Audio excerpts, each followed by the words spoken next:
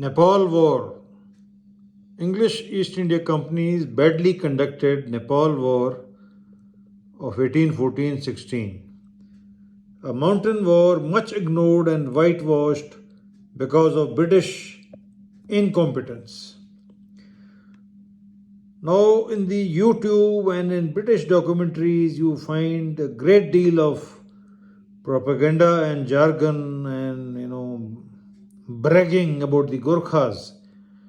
But many of the harsh facts of the Nepal War of 1814-16 are hidden.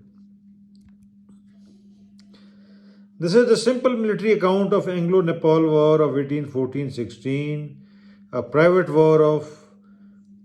private English East India Company against Nepal. I have concentrated on the maps of this war, which are almost non-existent. The ethics of this war or the morality of it is not in the scope of this book. One thing I must add, that since the British company had suffered severe reverses, and although they did win the war, the British exercised phenomenal intellectual dishonesty in not awarding any unit any battle honor for this war. Although the British were notorious in even awarding disgraceful defeats like Singapore battle honors later on.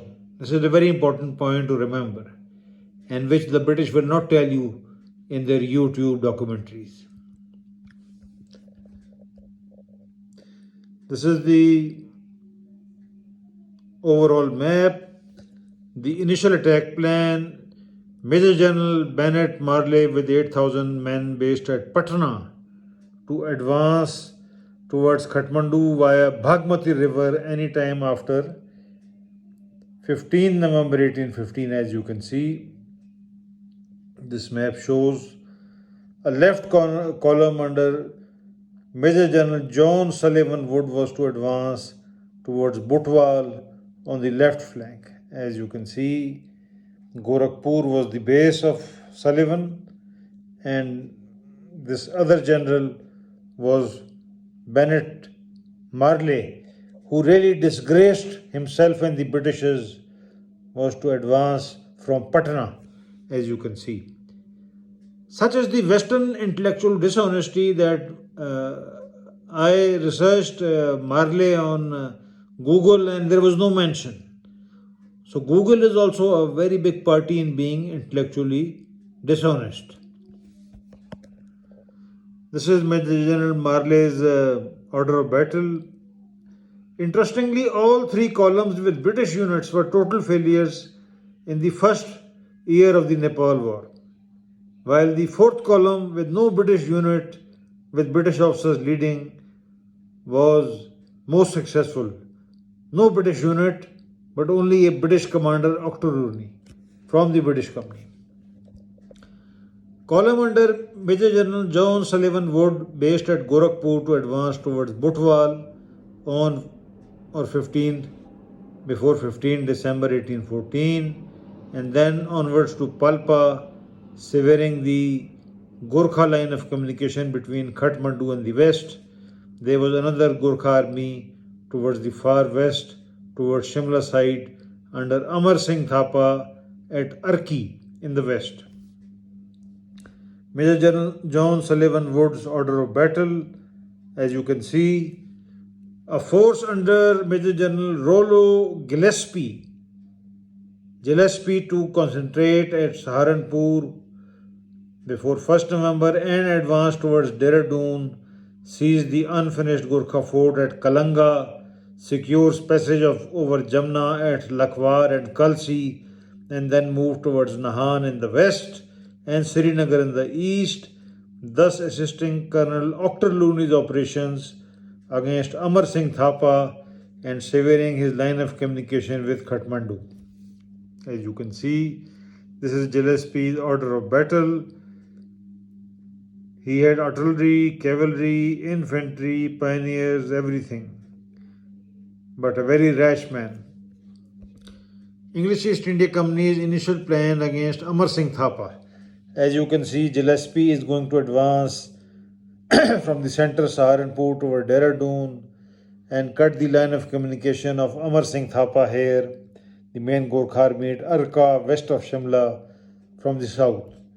And another army with Colonel Octorlooney, half American, British East India Company, had 7 Indian wives, was to advance from Sarhind towards Arki, Nalagarh, Shimla, main army of the Gorkha commander Amar Singh Thapa in the west.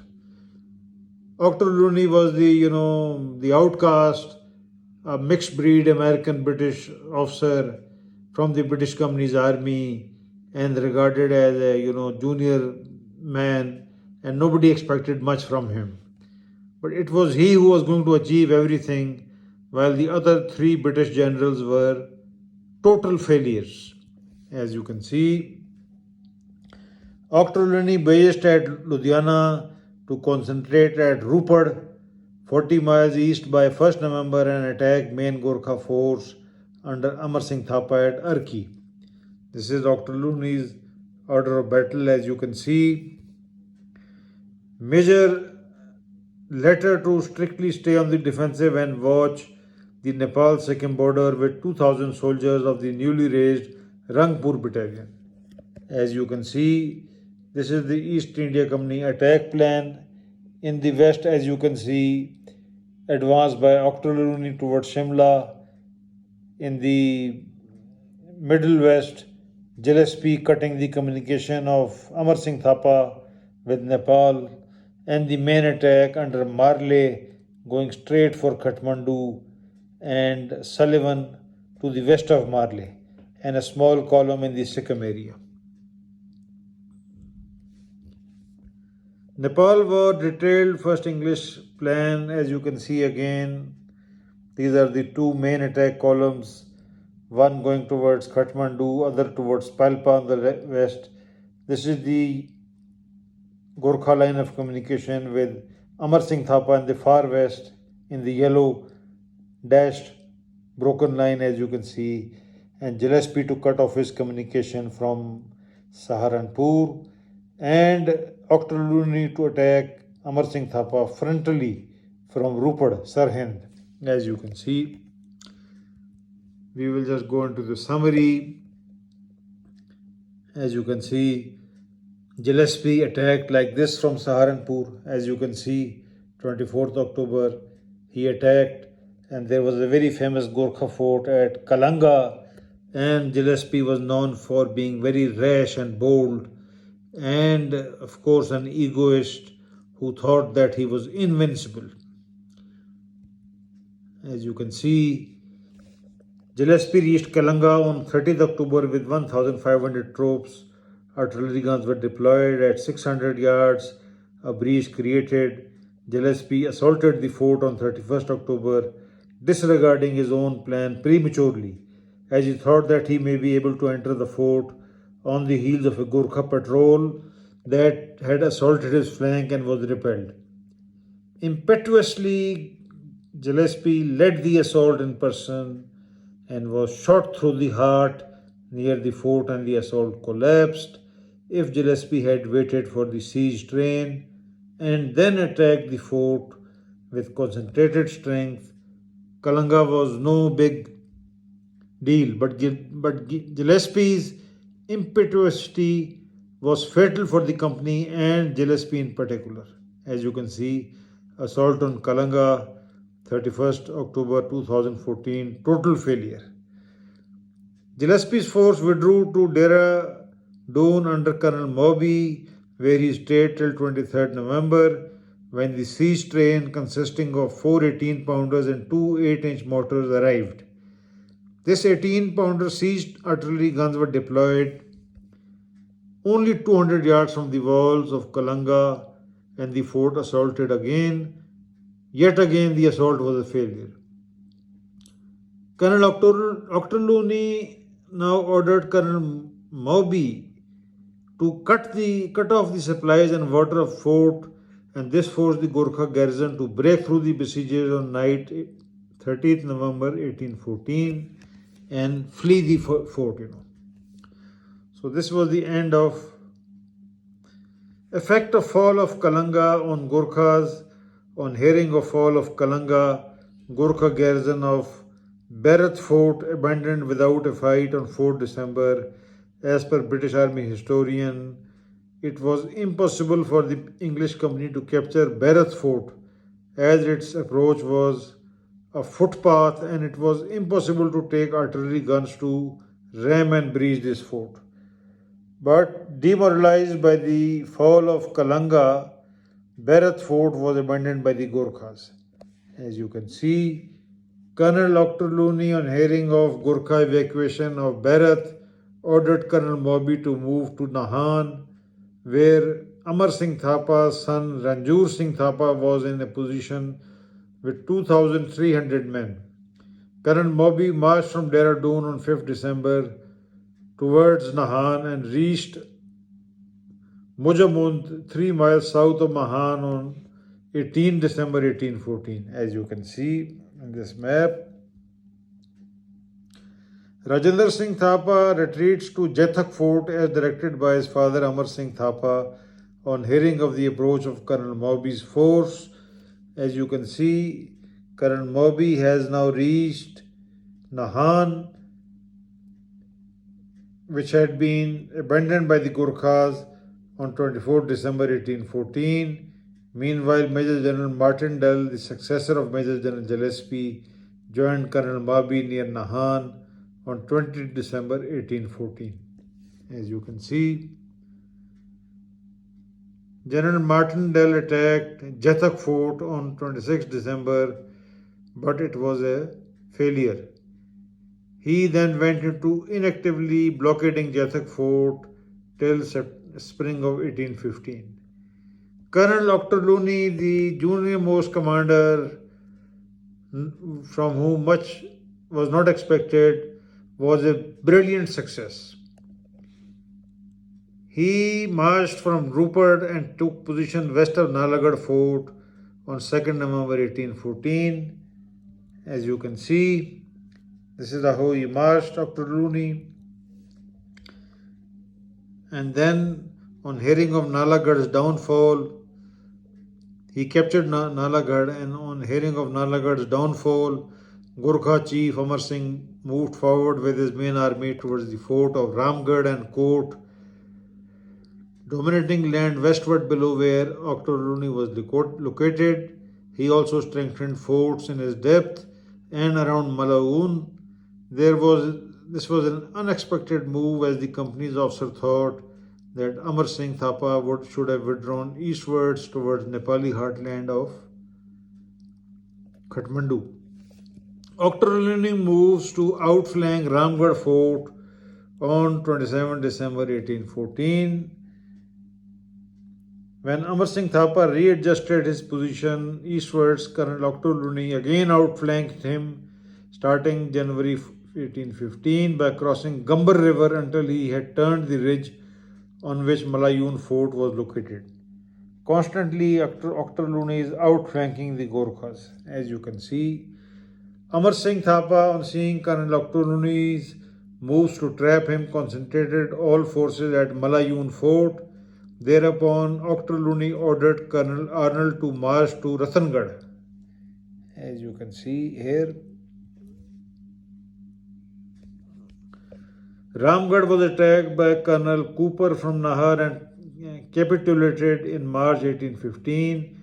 Meanwhile, Taragarh and Chamba were captured in March 1815 and Malayun invested on 1st April 1815.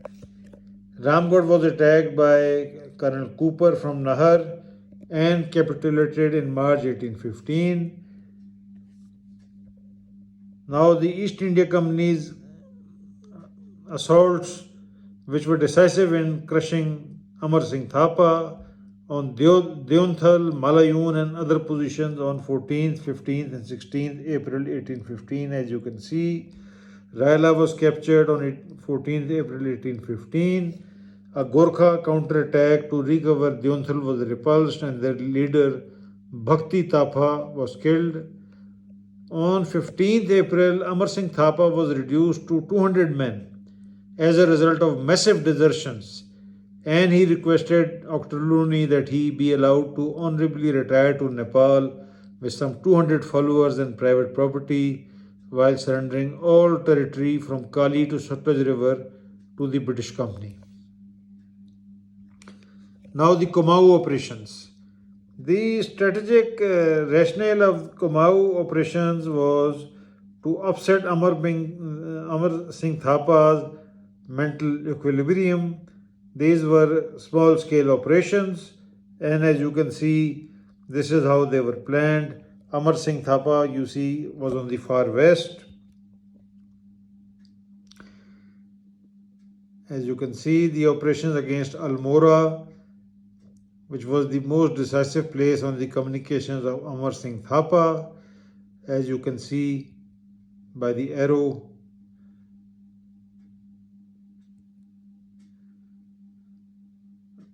As you can see here,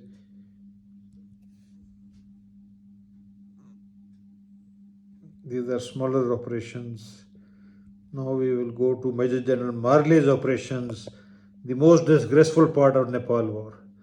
Major General Marley was instructed to move forward northward into Nepal, gaining space rather than waiting for the artillery guns, but chose instead to wait for guns. This was General Marley's plan of attack. He was supposed to attack Kathmandu, and this was December 1814. A three-pronged attack on Hatauda, Jurjuri, and Haripur. As you can see, Major General Marley's attack plan December 1814, which was never executed. As you can see here, a highly competent, coward British general who was elevated to Lieutenant General. As you can see, command previously held by Major Bradshaw now devolved upon General Marley of English East India Company's Private Bengal Army, who reached Pachrukha on 12 December 1814 with main body of his division, but made no attempt to support or strengthen the three outposts secured because of resolute leadership of Major Bradshaw. Unfortunately, the captains commanding these posts were also overconfident and complacent and were not fully on guard when Gorkhas attacked two of these posts. Gorkhas attacked these small posts and they are not well defended. Now what happens? After studying the passive and irresolute personalities of Major General Marley, who kept dilly-dallying at his base for 1.5 months, Gorkhas decided to take the initiative and attacked and captured Parsa and Samanpur, causing heavy casualties on the company's forces holding these posts. These two posts, Samanpur and Parsa, were captured, and certainly the British were demoralized. Storm in a teacup of irresolution and indecision. On hearing about the disaster at Parsa, Major General Marley marched towards Parsa on 2nd January 1815, first collecting his siege train, but as he neared Parsa on 6th January and met stragglers and deserters from Parsa who exaggerated Gorkha strength to 10,000 men, Marley became thoroughly demoralized. He marched till near Parsa and then, having lost all resolution, withdrew to a position a little north of Betia and decided that his plus 6,000 force was too weak to advance and thus sat there lost to inertia. Finally, the East India Company's Viceroy decided to sack General Marley. This is how Marley was behaving. Instead of advancing, he withdrew to Betia. General Marley was reinforced to 12,000 men and heavy battering artillery train, but this did not affect his state of absolute irresolution and indecision. He was mentally defeated man. Such was his state of demoralization that he deserted his own army, a very rare instance in military history. This happened before first light on 10th February 1815 when Marley left his army and his camp without informing anyone. The Governor General had already decided to relieve him of his command, but orders had not been issued. Surprisingly, because of good connections and docile personality, Marley was not dismissed from the British Company's service and died while serving as a full general at Barakpur on 14 June 1842. This is something like Pakistan Army, where a brigadier did not join his brigade and later was promoted 4-star general. Major General George Wood was sent from Calcutta and assigned the command of Marley's division and assumed it on 1815. Now, the long and short of it is that General John Sullivan Wood operation on the Butwal front were also not a success. He was also dilly-dallying and was not a success. As you can see, Major General John Sullivan Wood, regarded as Tiger of the Bengal Army, was quite a failure. General John Sullivan Wood, a British Army officer originally from 8th Royal Irish Dragoons, commenced operations from 13 December 1814, marching from his base of operations at Gorakhpur on 14 December 1814. He received a report from his advance post at Lotan that the post was under attack by a Gorkha force. Wood immediately sent a strong force relieving the force, but the alarm proved to be false. As you can see here, Major General Wood then retreats to Lota and decides that his force is not sufficient to carry out his assigned mission, that is attacking Palpa and securing Butwal. He is forced by the Governor General once again to move towards Butwal, but carries out token demonstrations and finally withdraws to Gorakhpur cantonment in early May 1815. An absolute failure, this British Army officer. Nepal sues for peace in May 1815. Nepal was also demoralized, although British had not achieved any victory, but they were demoralized. Gorkhas were so demoralized that a large number of them deserted to Ochterlony, who formed 3 battalions with these deserters. Meanwhile, Ochterlony had been knighted and promoted to the rank of Major General and promoted to command the main force previously commanded by General Marley. Now the snobbish British realized that this mixed American-British East India Company general was far superior to any of the 2 favored generals, Marley and Sullivan. As you can see, operations are resumed in February 1816 after the Gorkha chiefs refused to ratify the treaty, and the company was forced to resume the operations in February 1816. As you can see here, Major General Ochterlony was now in overall command of operations, and his forces were organized as you can see: left column under Lieutenant Colonel Jasper Nichols, center column under General Ochterlony, and right column under Colonel Kelly. Total 19,364 men. As you can see, Major General Ochterlony's initial deployment for the 1816 campaign. As you can see, on the right is Colonel Kelly's division, in the center is Major General Ochterlony, on the left is Colonel Nichols. As you can see, Major General Ochterlony's attack plan: center column to directly move to Nepali capital via Etunda, Colonel Kelly to move from Ramnagar to Etunda and join Colonel Nichols' force and move to Kathmandu, Colonel Nichols to move via Rapti Valley to Etunda and join Kelly. As you can see, this force was to unite at Makwanpur and attack Kathmandu. As you can see now clearly, Major General Ochterlony's column reached Bichioko on 9th February 1816, as you can see, at the foothill of the mountains. Block map to understand the various dimensions of Major General Ochterlony's plan.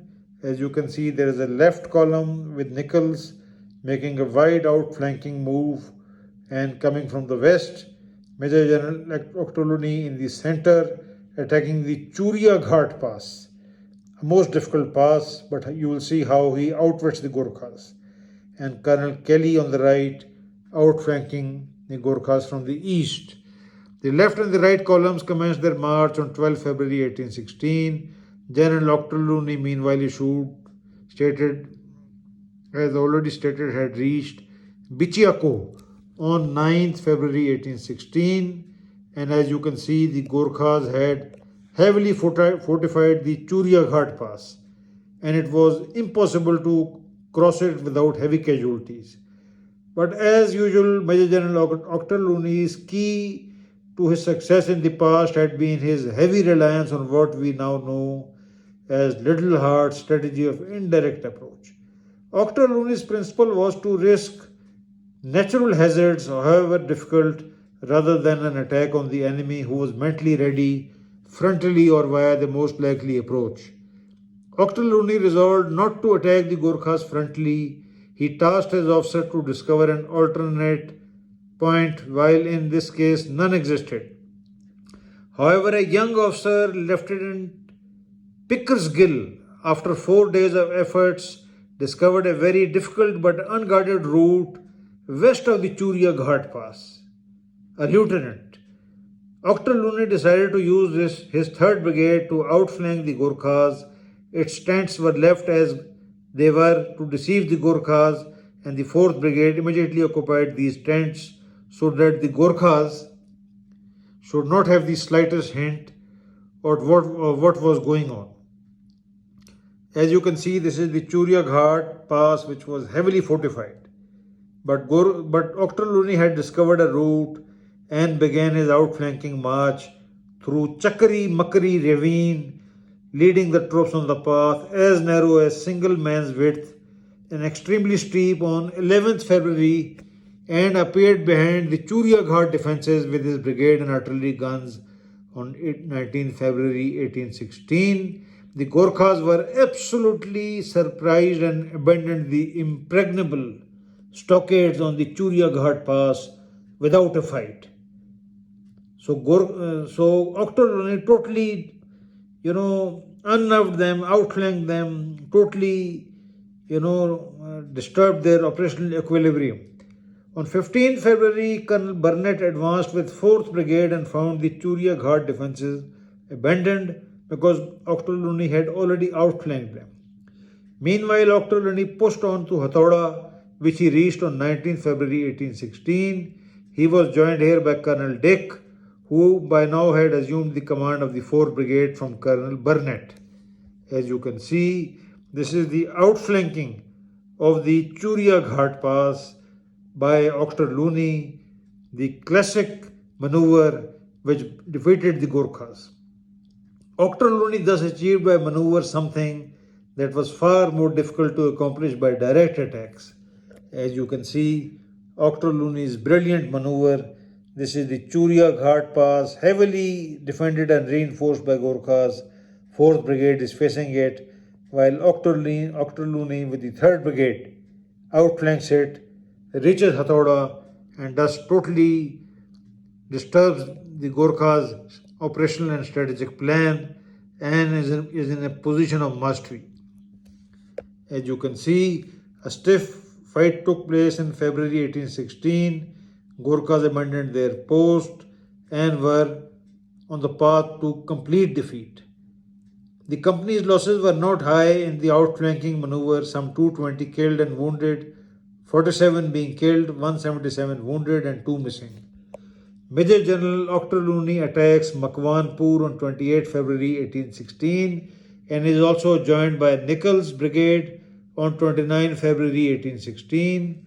Colonel Kelly reaches Harharipur. As you can see, Octorluni has already outflanked the Gurkhas at the decisive Churia Ghat pass and has reached Makwanpur. On 1st March 1816, Colonel Kelly attacked the Gurkhas defending Harharipur and defeated them with just 61 killed and wounded casualties, 8 killed, 51 wounded, and 3 missing. As you can see, the Gurkha High Command was unnerved and requested peace and cessation of hostilities, The Gorkhas ratified the peace treaty they had previously refused to accept and thus ended the Anglo Gorkha War of 1814-16 on 3rd March 1816. The English East India Company, under the resolute command of Major General David Dr. Looney, thus defeated the Gorkhas. Contrary to commonly held perceptions, the company's casualties were not high. Gorkhas were top class tacticians but very dumb at the operational level when their opponents launched a maneuver rather than frontally attacking them. Major General Dr. Looney emerged as the master of maneuver warfare. In this case, he once again proved that the English East India Company's private army officers were as good and even superior to British army officers. Dr. Looney, having been born and educated in the USA and being half American from mother's side, was not biased racist like British and brilliantly decided to recruit Gorkhas in English East India Company's army, an audacious move that a self-centered and more biased Englishman may not have accepted. This is despite the fact that Gorkhas cold-bloodedly murdered British prisoners in some cases. In the sum total, the company gained strategically, its northern borders became secure for eternity, and it gained a valuable ally that came to its help in 1857 and in all future British wars by virtue of Gorkha recruitment. The company for the first time was engaged in mountain warfare, and the war was a good primer for initiating mountain warfare training.